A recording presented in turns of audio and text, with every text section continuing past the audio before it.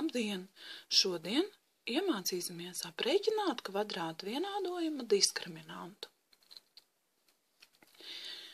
Aprēķināsim pa visiem 4 vienādojumiem diskriminantu un to koeficienti atšķirsies ar zīmēm. Pirmajā vienādojumā nolasām koeficientus. A ir 2, B ir 5 un C ir 1. Diskriminanta aprēķināšanas formula B kvadrātā mīnus 4 reiz A reiz C. Tātad 5 kvadrātā mīnus 4 reiz 2 reiz 1. Tas ir kāpināšana ir stiprāka darbība, tāpēc 5 kvadrātā ir 25, mīnus 4 reiz 2 ir mīnus 8, vēl jāreizina ar 1. 25 mīnus 8 reiz plus 1 ir mīnus 8. Tas ir 17. Otrajā piemērā A ir mīnus 2, B ir 5 un C ir mīnus 1. Aprēķinām diskriminantu.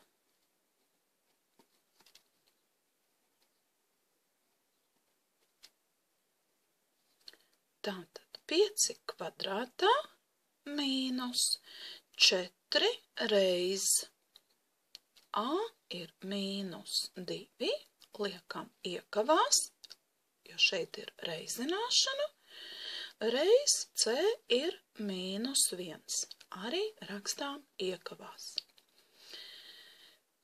Vispirms izkāpinām ir 25, reizinām pēc kārtas. Mīnus 4 reiz mīnus 2 ir plus 8 reiz mīnus 1. Tātad 25 plus 8 reiz mīnus 1 ir mīnus 8, tas ir 17. Trešajā piemērā A ir 2, B ir 5 un C ir mīnus 1.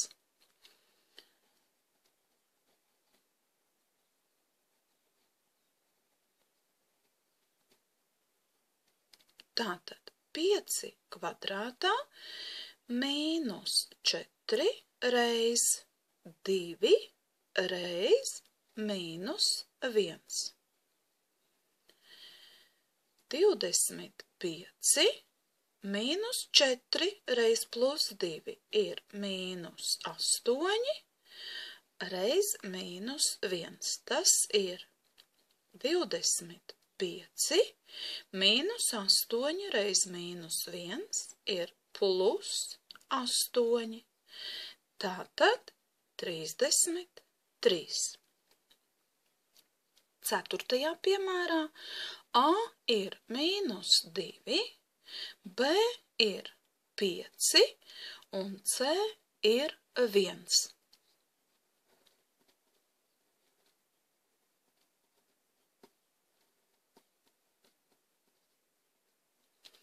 Tātad 5 kvadrātā mīnus 4 reiz mīnus 2 reiz 1. Tas ir 25 mīnus 4 reiz mīnus 2 ir plus 8 reiz 1 ir 25 plus 8, tas ir 33. Vēlreiz aplūkosim visus 4 piemērus.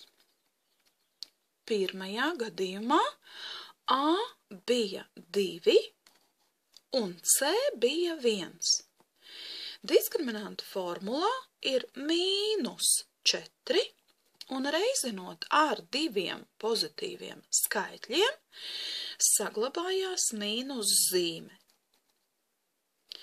Otrajā piemērā gan koeficients A, gan koeficients C bija negatīvi.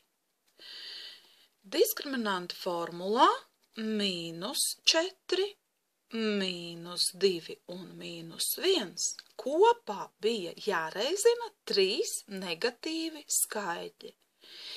Tāpēc gala rezultātā joprojām saglabājās mīnus zīme. Trešajā piemērā koeficients A bija pozitīvs, C bija negatīvs. Tāpēc diskriminanta formulā kopā ar -4 bija vēl viens negatīvs skaitlis. Pavisam 2 mīnus zīmes. Tāpēc reizināšanas rezultātā tā pārvērtās par plus zīmi. Un bija skaitļi jāsaskaita.